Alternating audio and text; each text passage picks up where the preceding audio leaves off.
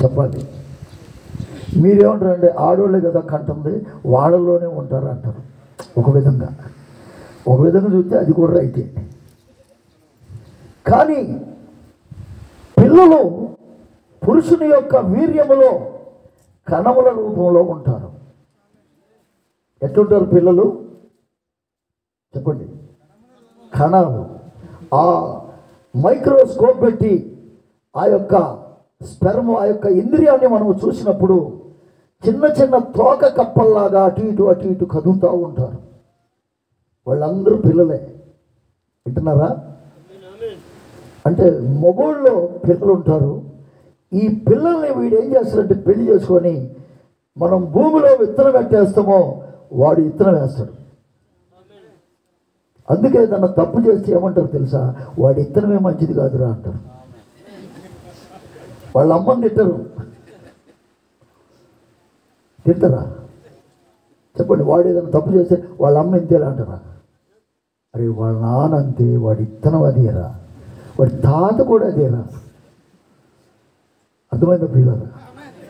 కాబట్టి పిల్లలు ఎక్కడ ఉంటారంటే తండ్రి లోపల ఉంటారు. లక్షల మంది ఉంటారు ప్రియుల. కానీ అన్ని కణాలు చచ్చిపోతాయి. దేవుడు ఒక్క కణాన్ని బతికిస్తాడు. ఆ కణము గుడ్డుతో అండముతో కలిసి తల్లి గర్భంలోకి పోతుంది. జాగ్రత్తగా నాలా. అప్పుడు తల్లి కష్టపడి, చూడండి కష్టమంతా మీదే, ఇంటి పేరు మాత్రం ఆయనది. వాడు కాలు రగరేస్తాడు బయటకు వచ్చి, ఏందిరా నీ భార్య ఇప్పుడు 3వ నెల? అవునరా భయ్ 3వ నెల అంటాడు.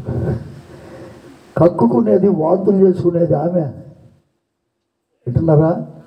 కష్టమంతా ఎప్పుడుది? మీది.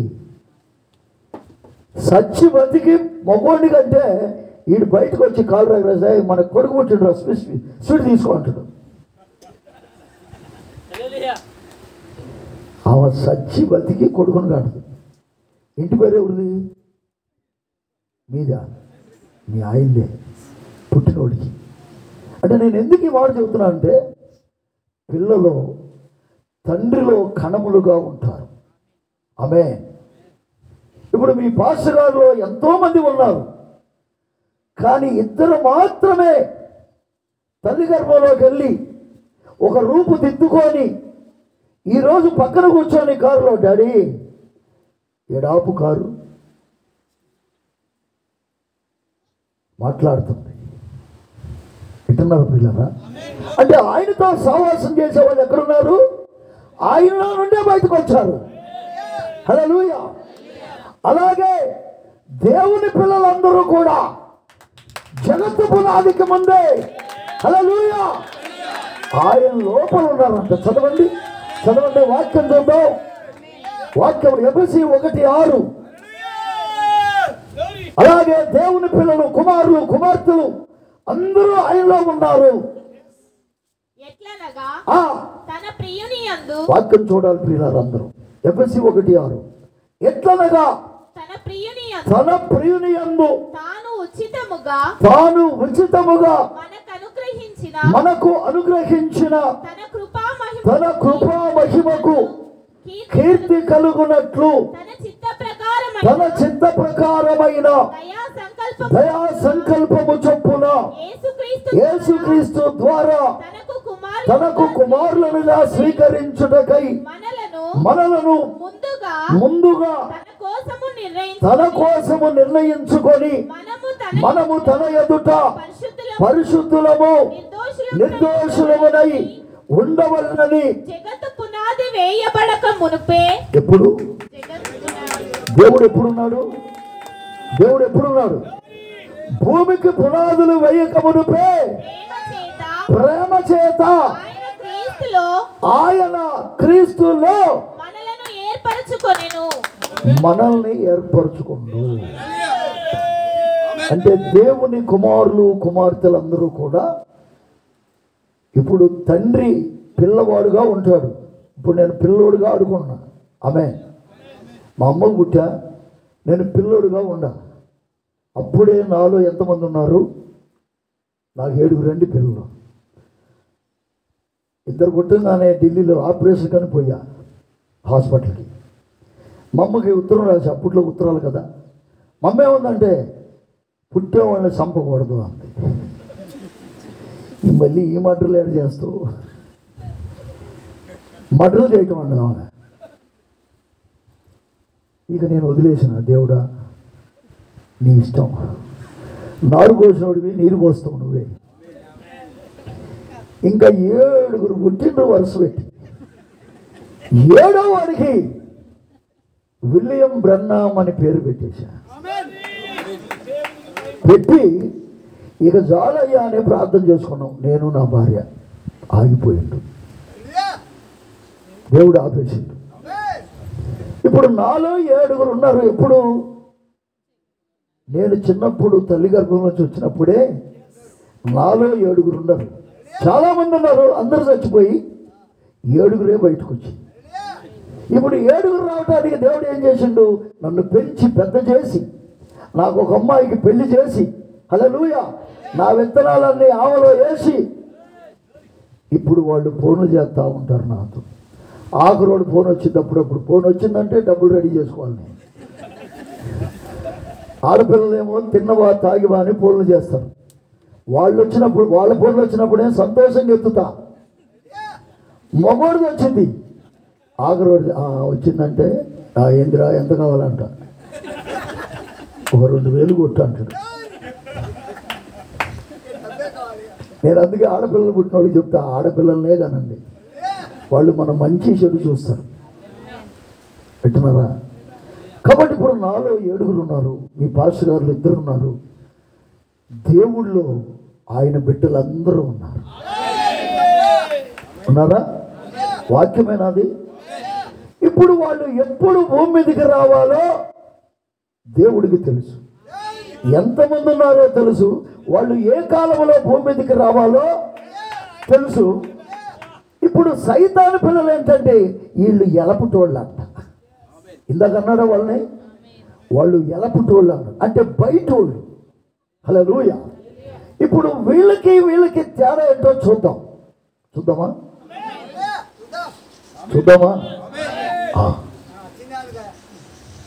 వీళ్ళు దేవుని లోపల నుండి వచ్చిన వాళ్ళు ఏం చేస్తారంటే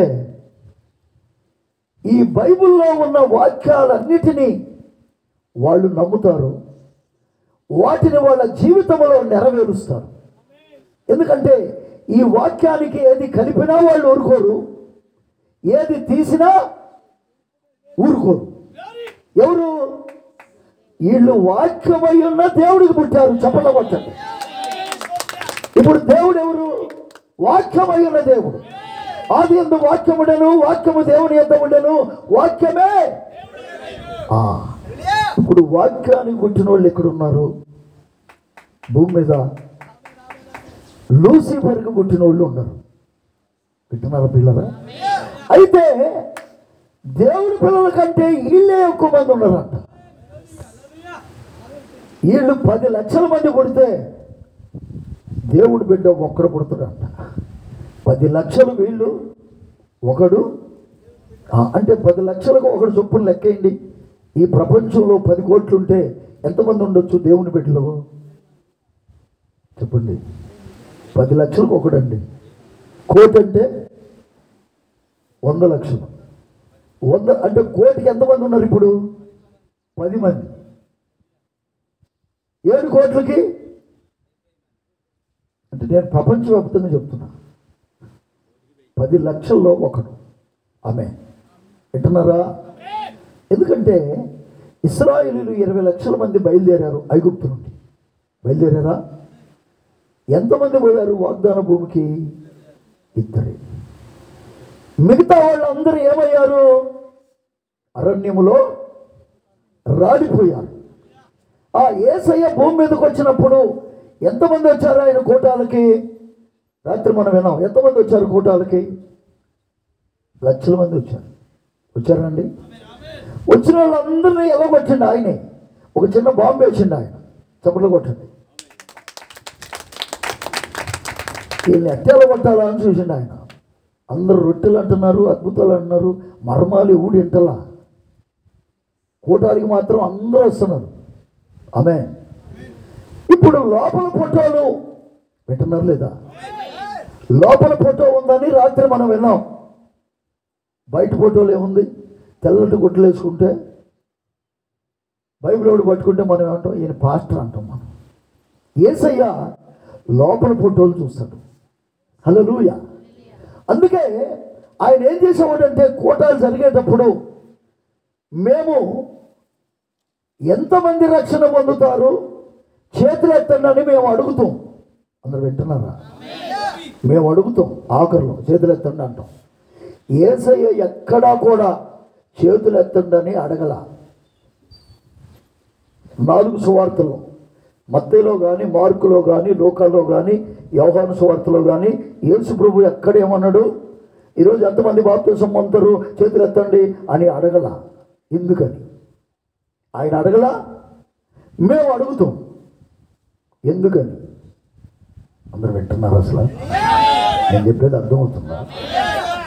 ఆయన ఎవరిని చేతులు ఎత్తమని అడగలా. అడిగితే అందరూ ఎత్తేవాళ్ళు. ఎందుకని? రొట్లు పెడుతుండు, చచ్చిపోయిన వాడు కూడా లేపుతుండు. అర్థమవుతుందా?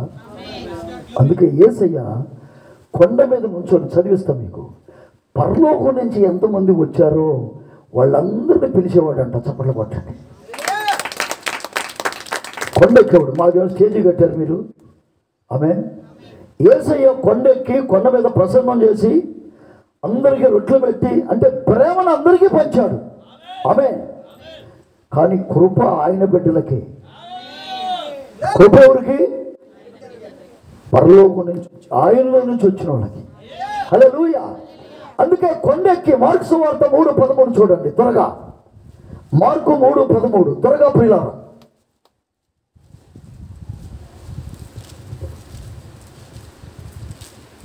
మార్కు 3:13. ఆయన కొండెక్కి తనకిష్టమైన వారిని పిలువగా వారు ఆయన యొద్దకు వచ్చిరి. పిలిచిండా లేకపోతే చేతులు ఎత్తండి అన్నాడా? ఎందుకని పిలిచాడు? వాళ్ళు అక్కడి నుంచి వచ్చిన వాళ్ళు. కొండెక్కాడు, చూశాడు. ఆ జనంలో, ఆ వేల మందిలో ఏమన్నాడంటే, పేతురు, ఆంద్రయ, ఫిలిప్పు, బయటికి రండి. మీరు బైబిల్ కాలేజీకి పోయారా? లేకపోతే పోండి అంటలా. మీరేం చేస్తారు? చేపలు పడతాం ప్రభువా. మీరు ఈ రోజు నుంచి చేపలు కాదు మనుషులు పట్టాలి రండి అన్నాడు. కొండెక్కి పిలుస్తున్నాడు. హల్లెలూయా. పిలిచి ఏమన్నాడంటే, ఈ రోజు నుంచి మీరు సువార్త చెప్పాలా, దయ్యాలు వెళ్ళగొట్టాలా. అయితే కొంతమంది ఏం చేసిండ్రంటే, అయ్యా సేవకు మేము కూడా వస్తామన్నారు. వాళ్ళు ఎన్నికలు లేరు, కానీ వాళ్ళకి ఏమొచ్చింది? సేవ చేయాలని ఆశ వచ్చింది. వాళ్ళని కూడా పిలిచిండంట. చదవండి లూకా 10. ఒక 70 మందిని పిలిచిండు. వాళ్ళు ఎవరంటే, వాళ్ళు మంటతో ఉన్నారు, దేవుడు పిలవల. లూకా 10:1. అటు తర్వాత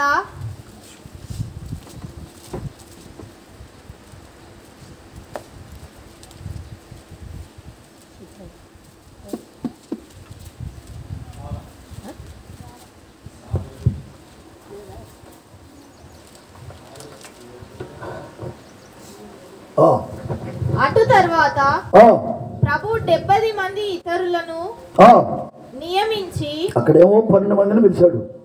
ఆమేన్. వాళ్ళలో ఒకడు సైతాను కొడుకుంటాడు. మళ్ళీ ఆ 12 మందిలో అందరూ వింటున్నారు లేదా? ఆయన 12 మందిని పిలిచాడు. ఒకడు సైతాను కొడుకుంటాడు. చదువుతారా? సైతాను పుత్రుడని ఉంది, చదవండి అది కూడా. యోహాను 17:12. యోహాను 17:12.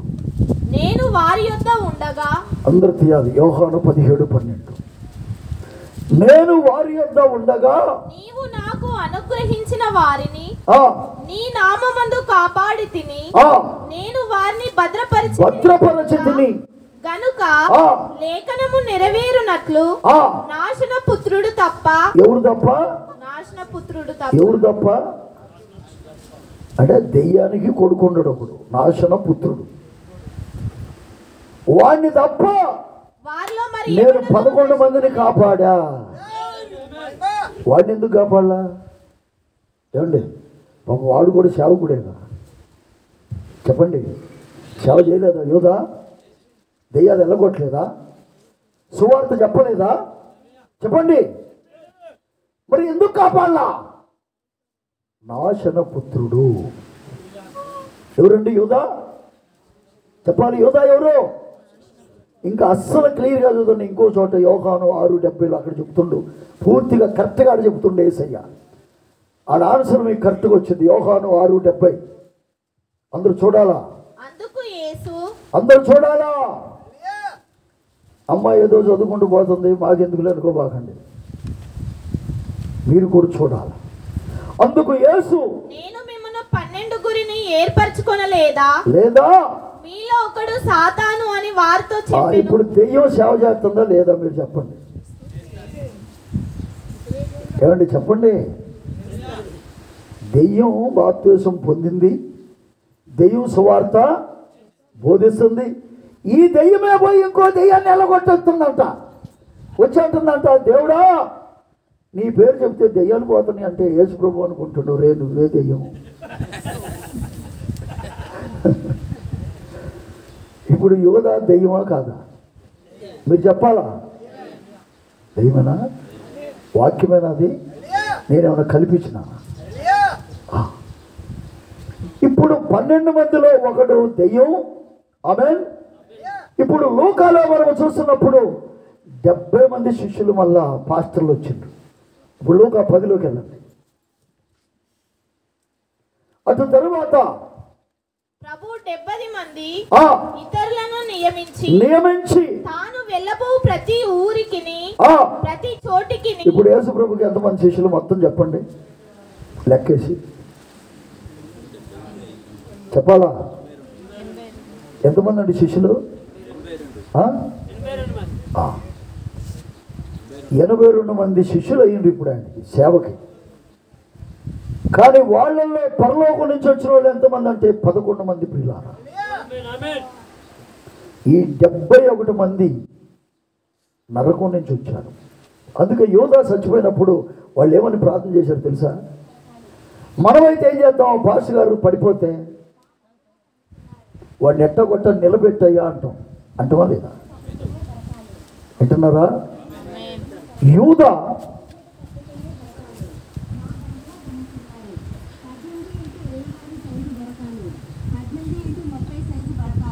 సైజులు ఉండే చూసుకోండి అంటే ఇట్ట అంటున్నారులే కొంతమంది, అందుకని నేను ఆపిన. సైజులు అంట పోయింది. ఇది వినండి, ఓకేనా? సినిమాలు చూసేటప్పుడు కొండలు పిడుగులు పడుతున్నా మనం అటు ఇటు చూడం, నిజమే కదా? పిల్లలు గోల్ చేస్తే ఒక్కడు కొట్టి పోరా బయటకు అంటాం. ఈడ మాత్రం ఏం జరిగినా అటు చూస్తాం మనం. జాగ్రత్తగా, ఓకేనా? ఎందుకంటే నేను కూడా ఆర్మీలో 60 మందికి ఆ శత్రువు యొక్క విషయాల గురించి చెప్పేటప్పుడు పిల్లరా, ఎవడన్నా అటు ఇటు చూసినా ఆపి కొట్టేవాడిని. వాడిని ఇక్కడ అది లేదు, కొట్టకూడదు, ఏమనకూడదు. ఎందుకంటే చిన్నది కానీ వాడు వినకపోతే వాడు సచ్చింది కాక మన దేశం కూడా ఓడిపోయేటట్టు చేస్తాడు. వింటున్నారా? కాబట్టి జాగ్రత్తగా వినాలి దేవుని మాట. ఇప్పుడు 82 మంది శిష్యుల్లో 11 మంది పరలోకం నుంచి వచ్చారు, 71 మంది వాళ్ళు అనుకొని వచ్చారు. దేవుడు వాళ్ళకు కూడా అవకాశం ఇచ్చిండు, బతకండి రా పోండి అన్నాడు. హల్లెలూయా. అయితే ఒకరోజు యేసయ్య వీళ్ళందరినీ ఎలగొట్టాలనుకుండు. చప్పట్లు కొట్టండి. ఇక వీళ్ళు ఎప్పుడు చూసినా తిండి రేపెక్కడ ప్రభువా పోవటం, మేము వస్తాం, ముందే వస్తాం అంటుండ్రు. కానీ పరలోక మర్మం చెబుతుంటే అసలు ఎంటలా ఏం చేయాలి? ఇప్పుడు వీళ్ళని పోండి అంటే బాగోదు. ఆమె ఒక చిన్న బాంబు వేసిందంట. బాంబు అంటే నాటు బాంబు కాదు. ఇప్పుడు దాకా మీరు రొట్టెలు తిన్నారు, అవే ఈ రోజు నన్ను తినాలా, నా రక్తం తాగాల. కళ్ళు మూసుకోండి, ప్రార్థన చేసుకుందాం అంట. అది వినేటప్పుడే భయం వేసింది వాళ్ళకి. ఎందుకు ఇప్పుడు దాకా రొట్టెలు పెట్టిండు, ఇప్పుడు ఏమంటాడు, నన్ను తినాలా, నా రక్తం తాగాల. నన్ను తినవాడే నిత్య జీవము కలవాడు, నా రక్తము తాగువాడే నిత్య జీవం కలిగిన వాడు. పితరులు మన్నాను తిన్నా చచ్చిపోయారు, నన్ను తింటే మీరు ఎప్పుడు చావరు. కళ్ళు మూసుకోండి, ప్రార్థన అన్నాడు. ఈ సైతాను పిల్లలందరికీ కళ్ళు తెరిచే ఉంటారంట. వాళ్ళకి వినేటప్పుడే భయం పుట్టింది. ఏందిరా రే, అరే యాకోబా, ఏందిరా పోయి ఏం చేద్దాం? ఆయన ఏమంటుండు, నన్ను తినమంటుండు. మనుషులు తింటామా మనం? చదవండి, మనుషులు తింటామా మనం? ఏం మాట్లాడుతుండ ఆయన? యోహాను 6 చూడండి. వాళ్ళకి అర్థం కాదా ప్రియులారా?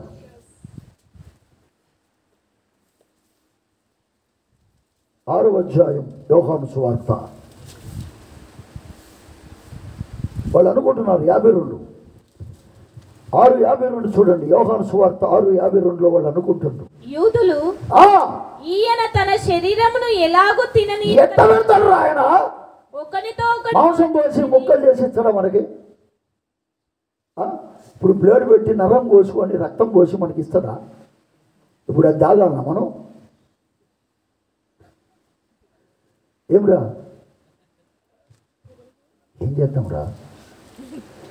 ఏమొద్దు, ఆయన ఆమెననేసరికి మొత్తం పోదాం. ఈ 70 మంది శిష్యులు కళ్ళు తెలిసే ఉంటారంట. వీళ్ళు తీసుకొచ్చిన విశ్వాసులు కూడా కళ్ళు తెలిసే ఉంటారు. అయితే ఏసే కళ్ళు మూసుకొని ప్రార్థన చేస్తూనే ఉండు, అంత చూస్తూనే ఉండవు. ఆయన కనపడకుండా ఏదైనా ఉంటుందా? వాళ్ళు పోయిన దాకా చేస్తూనే ఉన్నట్ట ప్రార్థన. కానీ పరలోకం నుంచి వచ్చాడే, వాళ్ళు కళ్ళు మూసుకుని అట్లే కూర్చున్నారు చప్పట్లు పట్టి. వాళ్ళు పరలోకం నుంచి వచ్చారు, వాక్యానికి పుట్టారు కాబట్టి, వారు వాక్యమై ఉన్నారు కాబట్టి, వాళ్ళకి తెలియకపోయినా కళ్ళు మూసుకోమన్నాడు యేసయ్య. కళ్ళు మూసుకుందాం. దీని అర్థం ఆయన తర్వాత చెప్తాడు, మనకు అనవసరం. మొత్తం పోయారు. అప్పుడు యేసయ్య ఆమేన్ అన్నాడంట. ఆమేన్ అనగానే యూదా కనపడ్డాడంట. వాడు పోలా, వాడు ఉండాలి కదా అప్పచెప్పటానికి. అప్పుడు అన్నాడంట యేసయ్య, పేతురు, అందరూ పోయిండు, పిలిచిరండి అన్నాడా? ఏమన్నాడు చదవండి.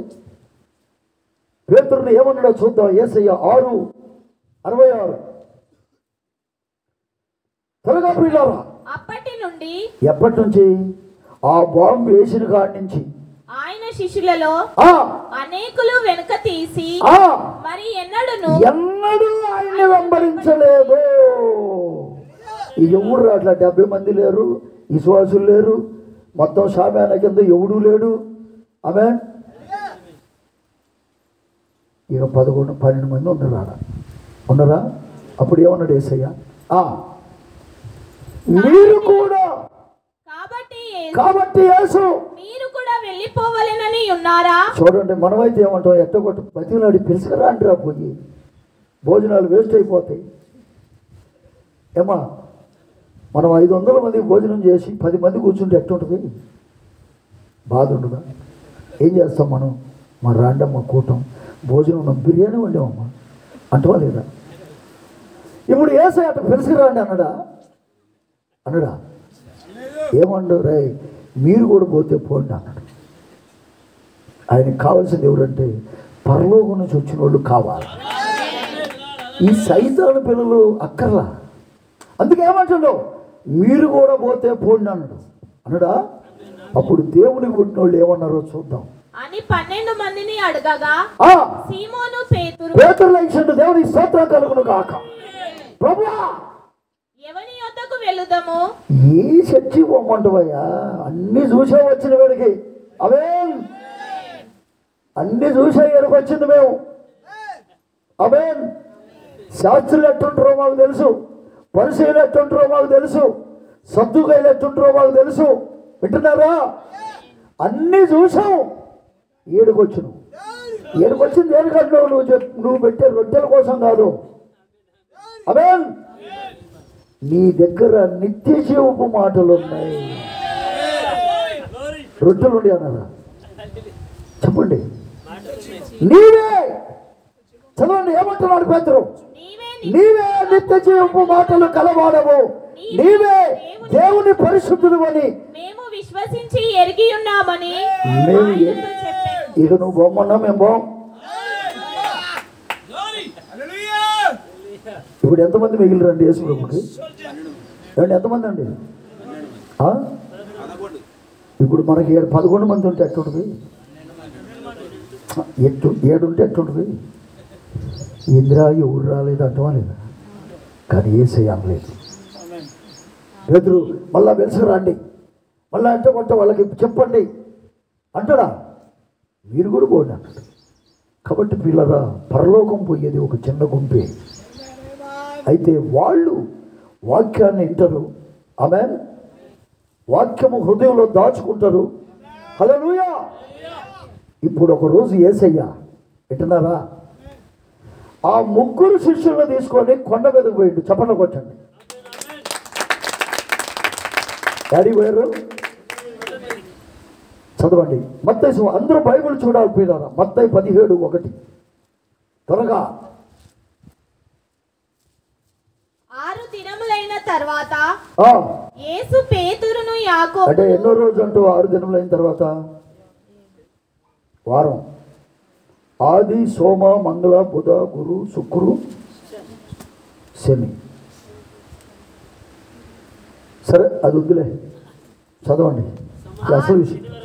6 దినములైన తర్వాత యేసు పేతురును యాకోబును అతని సహోదరుడైన యోహానును వెంటబెట్టుకొని ఎత్తైన ఒక కొండ మీదికి ఏకాంతముగా పోయి వారి ఎదుట రూపాంతరము పొందెను. ఆయన ముఖము సూర్యుని వలె ప్రకాశించెను. ఆయన వస్త్రములు వెలుగు వలె తెల్లని వాయెను. ఇదిగో మోషేయు ఏలీయాయు వారికి కనబడి ఆయనతో మాట్లాడుచుండిరి. ఇప్పుడు జాగ్రత్తగా నడిపినారు. మీకు స్టోరీ లాగా చెప్తున్నా ఇప్పుడు. ఓకేనా? ఇప్పుడు ఒక రోజు పేతురుని, యోహాన్ని, యాకోబును వెంట పెట్టుకుని యేసయ్య అడిగిపోయిండు. ఇది చూడాలి, కొండ మీదకి పోయిండా? పోయి ఆయన మహిమ రూపాన్ని చూపించాడు. ఆయనతో పాటు మోషే, ఏలీయాలు ఇద్దరిని. చెప్పండి, మీరు వినకపోతే నేను ఆపేస్తా. చెప్పండి, ఎవరు చూపించాడు వాళ్ళకి? గాలిలో ఉన్న మోషే, ఏలీయాను చూపించిండు.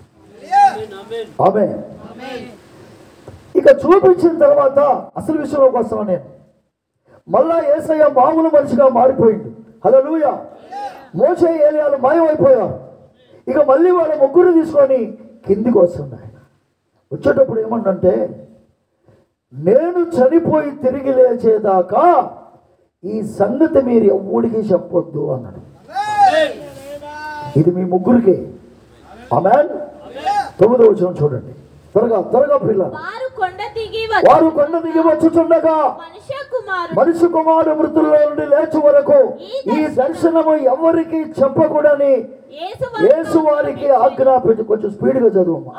అప్పుడు ఆయన శిష్యులు ఇలాగైతే ఏలియా ముందుగా రావాలని శాస్త్రులు ఎందుకు చెప్పుచున్నారని ఆయన అడిగిరి. చెప్పలు కొట్టండి. ఇప్పుడు వీళ్ళు చేపలు పట్టే వాళ్ళైనా ఏమండి వింటున్నారా? వింటున్నారు లేదా? మలాకీలో రాయబడిందే. రాత్రి చెప్పిన బాటిల్ ఉందా? ఇంకా ఒకటేనా? సరే, సాయంత్రం ఉన్న బోర్డు పెట్టండి. చూడు, ఇదైతే ఓకే. ఎందుకంటే సామాన్యులకు కూడా అర్థం అవ్వాలని నా యొక్క ఆశ. ఆ బాటిల్కి ఏమో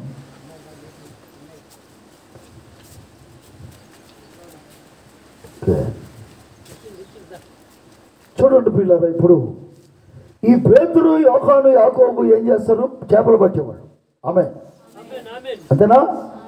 చదువులేదు, కానీ వాళ్ళలో ఏముందంటే మలాకీ 4:5-6 వాళ్ళ హృదయంలో ఉంది. ఏముంది? మలాకీ 4:5-6 చదవండి ఒకసారి. ఆఖరు వచనం, పాత నిబంధన 4వ అధ్యాయము, మలాకీ గ్రంథం 5-6 వచనాలు. యెహోవా నియమించిన భయంకరమైన ఆ మహాదినము రాకమునుపు నేను ప్రవక్తయగు ఏలీయాను మీ యొద్దకు పంపుదును. నేను వచ్చి దేశములు శపించకుండానట్లు అతడు తండ్రుల హృదయములను పిల్లల తట్టు, పిల్లల హృదయములను తండ్రుల తట్టు తిప్పును అనే వాక్యం వీళ్ళ ముగ్గురులో ఉంది. అది కానీ లేకపోతే ఏమన్నా తెలుసా? ప్రభువా, నిన్ను చూసినాం, ఏలియాను చూసినాం, మోషను చూసినాం, మా జీవితానికి ఇంక చాలయ్యా, ఇది చెప్పుకొని బతికేస్తాం ప్రభువా, సాక్ష్యం చెప్పుకుంటాం అనలా. వాళ్ళు ప్రవచనాన్ని పట్టుకున్నారు. అందరూ వింటున్నారు అసలు? అయ్యా, మలాకీలో ఇంత ఉంది కదా. ఆమె అయ్యా వింటున్నారా? మలాకీ ఏమని చెప్పిండు? నువ్వు వచ్చే ముందు ఏలియా వస్తాడని ఆడు రాసిండు. ఆమె నిన్ను ఇప్పుడు మెస్సియాగా మేము గుర్తుపట్టినాం. ఆమె అసలు face is the index of the mind అని మీ ముఖాలు తెలుస్తాయి. మీరు ఏడున్నారా, ఏడున్నారా?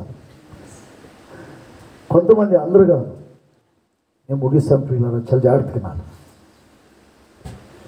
వీళ్ళు ఏమనిగంటే ఏలియా రాకుండా నువ్వు ఎట్టొచ్చినవు అని అడిగిండు. అది వాక్యమే కదా. ఆమేన్. మెస్సయా వచ్చే ముందు ఎవరు రావాలా చెప్పండి? ఏలియా రావాలా. వాళ్ళు అడిగారు. అప్పుడేమని చెప్పండి, చదవండి. యెహోవా నియమించిన అది కాదు మత్తయి సువార్త 17:10లోకి వచ్చాయి. అప్పుడు ఆయన శిష్యులు, ఇలాగైతే ఏలియా ముందుగా రావాలనని శాస్త్రులు ఎందుకు చెప్తున్నారు? యేసయ్యా ఇక్కడ ఆగు, మాకు ఒక డౌట్ ఉంది. దేవునికి స్తోత్రం కలుగును గాక. ఏలియా రావాలని శాస్త్రులు చెప్తున్నారు, పరిశీలి చెప్తున్నారు. నువ్వు వచ్చే ముందు ఏలియా రావాలా? ఏలియా రాకుండా నువ్వెట్టొచ్చు? మాకు క్లారిటీ కావాలి. ఓకే. అప్పుడు యేసయ్య ఉన్నాడు, ఏలేదు గీలేదు, నోరు మూసుకోండి, నేను వచ్చినా కదా అనలా. ఏమన్నాడు? అందుకు ఆయన ఏలియా వచ్చి సమస్తమును చక్కబెట్టునను మాట నిజమే. ఒరే, వాళ్ళు చెప్పింది కరెక్టే, మీరు విన్నది కరెక్టే. ఏలియా రావాలి, సమస్తాన్ని చక్కబెట్టాలి. ఓకేనా? అందరూ వింటున్నారా? తర్వాత చదవండి. అయినా ఏలియా ఇదివరకే వచ్చను, వారతనిని ఎరగక ఇష్టము వచ్చినట్టు అతని ఎడల చేసిరి. మనుష్య కుమారుడు కూడా అలాగే వారి చేత శ్రమలు పొందబోచున్నాడని మీతో చెప్పుచున్నాను నేను. అప్పుడు ఆయన బాప్తిస్మం ఇచ్చి యోహాను గురించి తమతో చెప్పినని శిష్యులు గ్రహించిరి. కొట్టండి సప్పట్లో. ఎందుకు చెప్తున్నాను తెలుసా? మీ మైండ్లు ఇక్కడ ఉండటం కోసం. ఇప్పుడు వాళ్ళు అడిగిండు, ఏమని క్రమం అడిగిండు. అయ్యా, మలాకీలో ప్రవక్త ఏమన్నాడు? ఏలియా రావాలా, తర్వాత నువ్వు రావాలా. ఇప్పుడు సీఎం గారు వచ్చే ముందు ఎవరు వస్తారు?